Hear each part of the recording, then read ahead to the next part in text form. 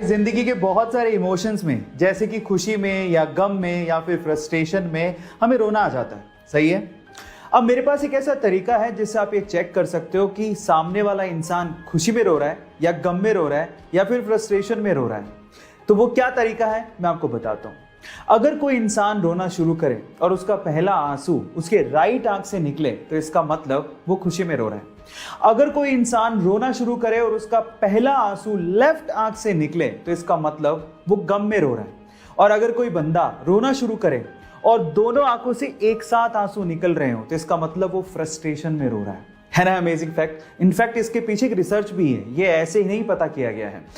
Guys, अगर आप aeroplane पे ट्रैवल किए हो तो आपको ये पता ही होगा कि बहुत सारी चीजें एरोप्लेन में अलाउड नहीं होती और उन्हीं में से एक है मर्क्यूरी वाला थर्मोमीटर। जी हाँ, मर्क्यूरी वाला ये पुराना थर्मोमीटर आप एरोप्लेन में नहीं लेके जा सकते। उसके पीछे का रीजन क्या है मैं आपको बताता हूँ। एक्चुअली एरोप्लेन में बहुत सारा हिस्सा एल्यूमिनियम का बना होता है और आपकी जानकारी के लिए मैं आपको बता दूं कि मर्क्यूरी एक ऐसा लिक्विड मेटल है जो कि एल्यूमिनियम के साथ तुरंत कंबाइन होके उसमें जंग लगा देता है, उसे गलाना शुरू कर देता है। मजे की बात यह है कि मर्क्यूरी इसमें खुद को कंज्यूम करता ही नहीं है और वो तब तक एल्यूमिनियम के साथ रिएक्ट करता रहता है जब तक वो पूरी तरह से गल नहीं जाए।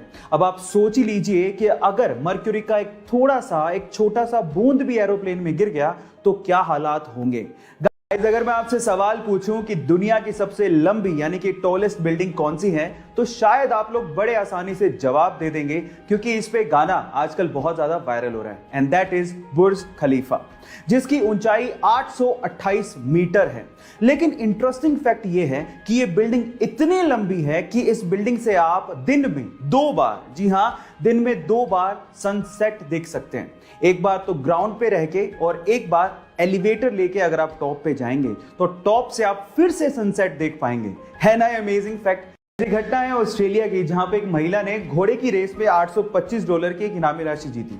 अब खुशी इतनी ज्यादा थी कि ना आप देखा ना ताव, और उस महिला ने जिस टिकट से $825 की इनामी राशि जीती थी उसके साथ सेल्फी लेके फेसबुक पे अपलोड की और कैप्शन में लिखा कि यही वो टिकट है जिसने मुझे $825 जितवाए हैं, और स्माइल के साथ फोटो डाल दी। अब थोड़ी देर में एक बंदे ने उस टिकट को डाउनलोड किया और उस पर एक बारकोड था जिसे स्कैन किया और सारी पेमेंट अपने अकाउंट में ट्रांसफर कर ली। गाइस, कई बार सेल्फी लेने के चक्कर में बहुत बड़ा नुकसान हो जाता है, जरा संभल के सेल्फी अपलोड करिएगा। इस पिता मरने की सिचुएशन में था तो उसने अपने बेटे को बुलाया और एक घड़ी देते हुए कहा कि बेटा, ये घड़ी मुझे तुम्हारे दादाजी ने दी थी और ये 200 साल पुरानी है। अब तुम पास की वॉच शॉप पे जाओ और इसका प्राइस पूछ के आओ। वो लड़का गया और वापस आके कहने लगा कि वॉच शॉप वाले इसका मात्र $1 ही देंगे क्योंकि घड़ी बहुत पुरानी है। अच्छा ठीक है। उसके बाद पिता ने कहा कि तुम इसी घड़ी को म्यूजियम लेके जाओ और फिर रेट पूछ के आओ। वो म्यूजियम गया और जब वापस आया तो उसने कहा कि म्यूजियम वाले इसके लिए $1,00,000 देने को तैयार है क्योंकि ये घड़ी बहुत पुरानी है। अब गाइस, घड़ी वही थी लेकिन देखने का नजरिया अलग था, इसीलिए कीमत अलग थी। बस आपको जिंदगी में यही करना है, सामने वाला आपको किस नजरिए से देख रहा है ये परख अगर आपने कर ली तो आपकी कीमत और किस्मत दोनों बदल जाएगी। बचपन से हमने ये पढ़ा है कि अर्थ और उसके साथ साथ सोलर सिस्टम के बाकी प्लैनेट सन के चारों तरफ चक्कर लगाते हैं, है ना। लेकिन एक्चुअली ऐसा है नहीं। अभी रीसेंट स्टडी से पता लगा है कि अर्थ और बाकी प्लैनेट और उनके साथ साथ सन खुद भी सोलर सिस्टम के सेंटर ऑफ मास के चारों तरफ चक्कर लगा रहे हैं।